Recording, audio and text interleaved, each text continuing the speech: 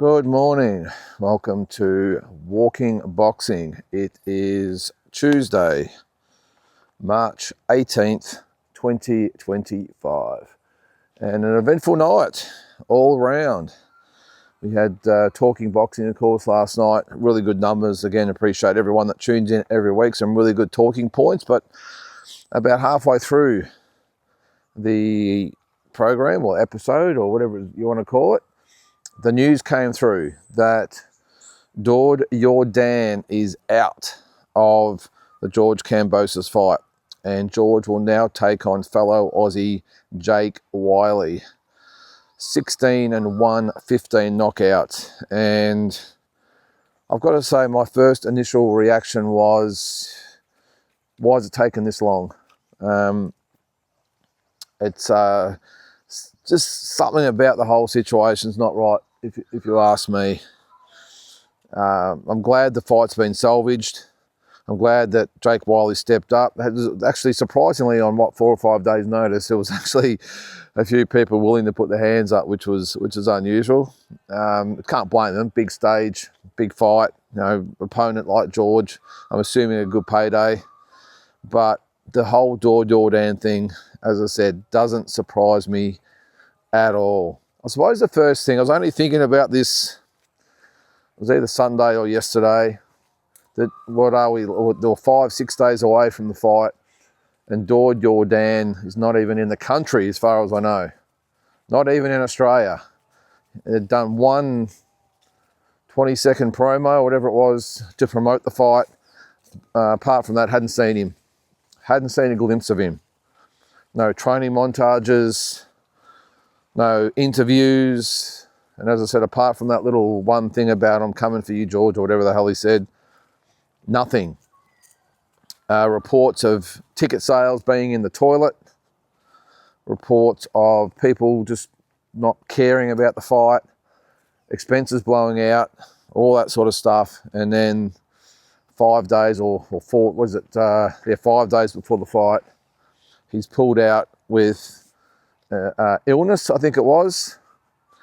Look, I'm assuming everything's on the up, and I hope I'm right, but something just is not right with the whole thing. And anyway, it is what it is. Maybe it's for the best.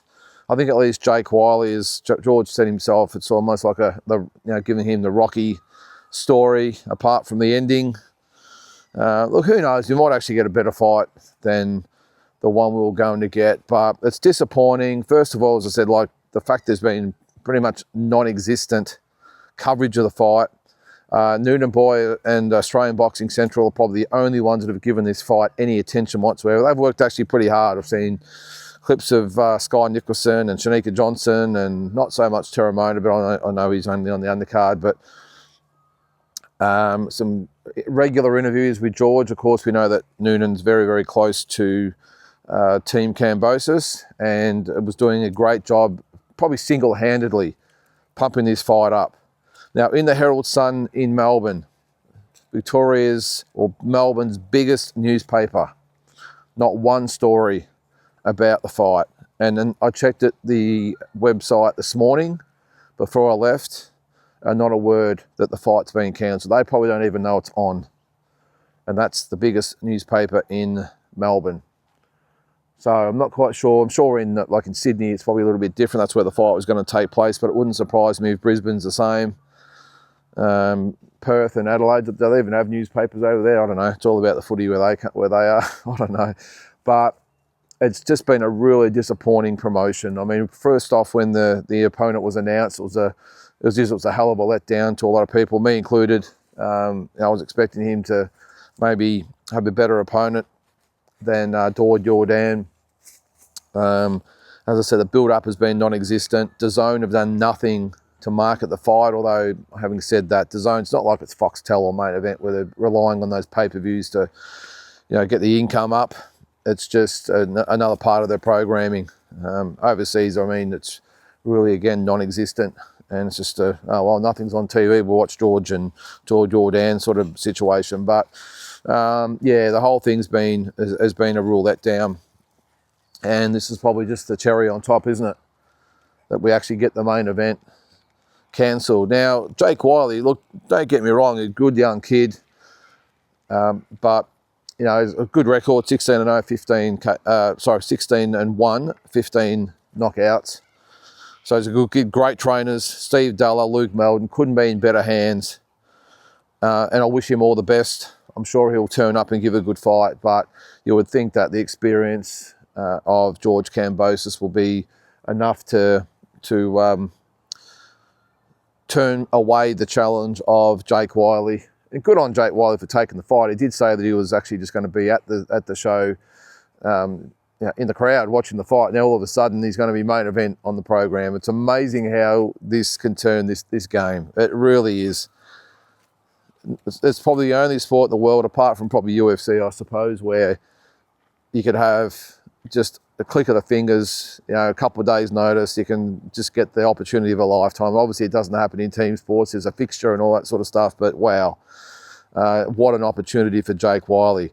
No shortage of opponents putting up their hands, though, to take on George Kambosos. Now, Liam Wilson was probably the main one. John Manu was the other one. Liam Wilson was never a realistic chance. I saw all the stuff on social media saying he should fight Liam. Perfect opportunity. Guys, by the time fight night comes around, it would have been 3 weeks since his fight with Yusuf Dib. I mean, you just see the state of his face after the fight. He had cuts and bruises and swelling, and that was a tough fight for Liam. He'd be pretty sore. And not to mention, I think he had stitches in his nose and, you know, cut on his eyes. There's no way that fight was ever going to happen. As much as I would probably think that Liam Wilson would probably no doubt take the fight, even with the state of his face and how sore he'd be, and probably hasn't been in the gym since that fight with Dib. But I think, it was never a realistic chance. And John Manu now, that's one that probably could have been a realistic chance. And I reckon what's happened is and I've got a feeling this has been in the works for a few days, guys. This just didn't happen last night, and they've rang Jake Wiley in and said, do you want the fight? I've got a feeling this is a few days in the making. But anyway, that's another story.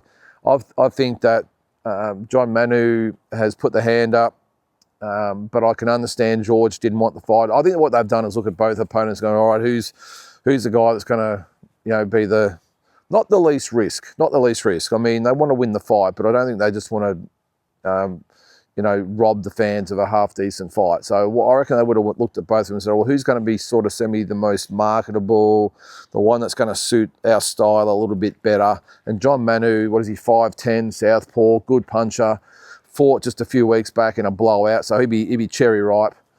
I can understand why they've gone for Jake Wiley, who had a fight coming up, I'm pretty sure, with Joel Taylor, and was in training and everything else, but I can see why they've taken him over John Manu. John Manu, as inexperienced as he is still a dangerous fighter for George Kambosos. Just the fact that he's a southpaw and he can punch and coming off the fight just a few weeks ago, is enough for me to say, well, we don't really want this guy. Let's go for Jake Wiley. He's only a younger kid.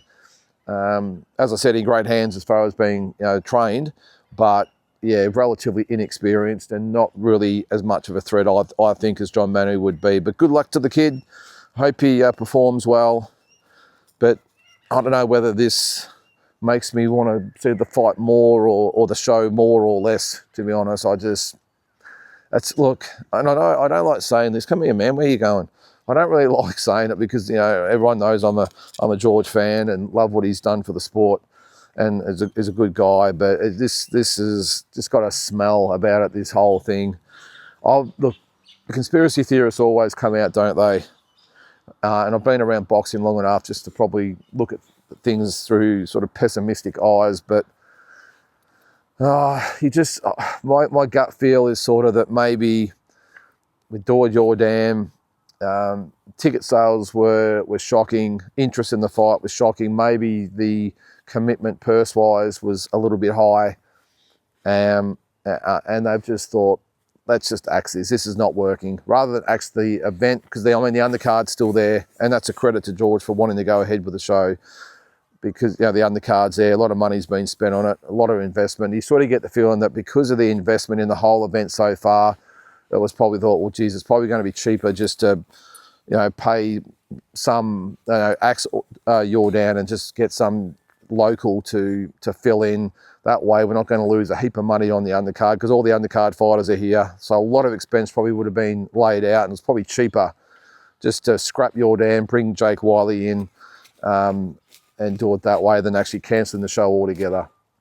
You know, all these guys have had training camps, expenses, all that sort of stuff. So I applaud George for getting the replacement and going on with the show. But at the end of the day, guys, I think they've only got themselves to blame in this whole thing. It's just had a stench over it, in my opinion, since the day it was announced.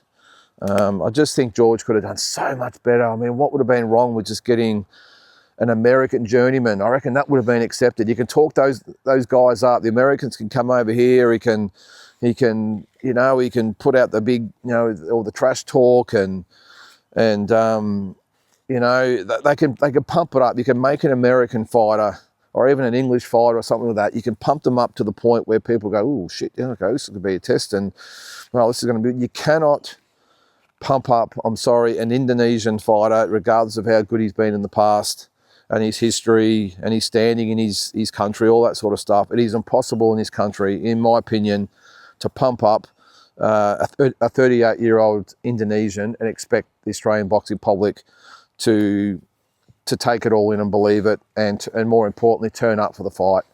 If they had brought in an American journeyman, it would have been a hell of a lot easier to sell. And we saw it even with Tim Tszyu a couple of years ago, Carlos Ocampo. I know he was a Mexican, not really an American, but they brought him in. He was D-level at best. His one big fight he'd been blown out in a round by Errol Spence, but geez, they sold it well. Mexican warrior, fought some of the best fighters in the world, blah, blah, blah, blah, blah. And we ate it all up, and you got obliterated in a round, but you know what? No one cared. Everyone was like, wow, what a performance. If that had been an Indonesian, it would have been, we want our money back, basically. So anyway, I just think it was a bad choice of opponent. And I just think they've got to the point where they said, we've got to scrap this fight. This is not working. But to not lose too much money on the event with everything that's been spent, let's just get Jake Wiley in. It's something. It's a lot better than just scrapping the event entirely, because then we lose a lot of money and a lot of cred. And George has got to wait for another fight, all that sort of stuff. He's got to get keep active for that Hitchinson fight later in the year. Sorry, Hitchins. I always think it's Richard Hitchinson's, but it's actually Richardson Hitchins.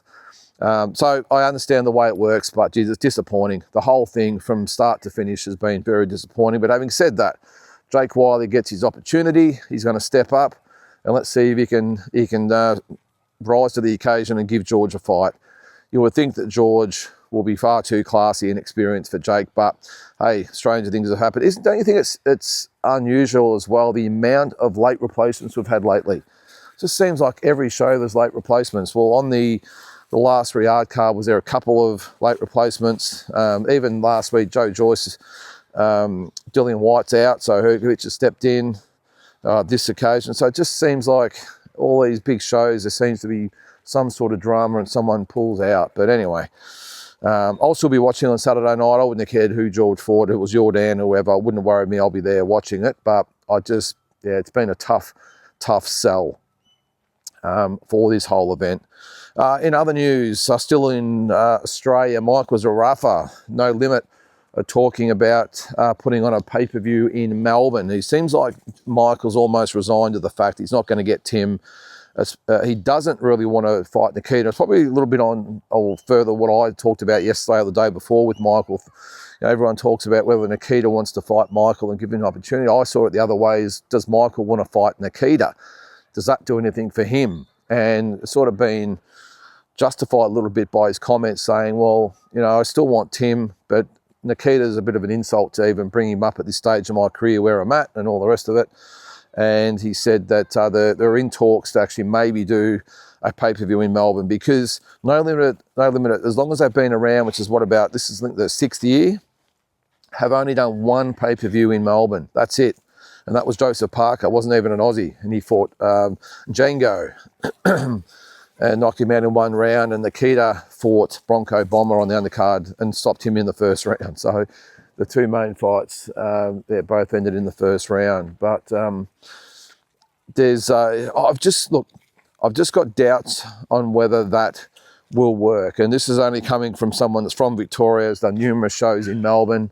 The only way I think a pay-per-view and big event works in Melbourne with Michael Zerafa is if they stack it with some, well, at least another big co-main on the card, like a Nikita Zoo, maybe a Liam Paro, although Nikita would be the one, because I'm not sure that Michael, yes, there's a lot of people out there that want to see him get beaten or get beaten and love to lay the boots into him.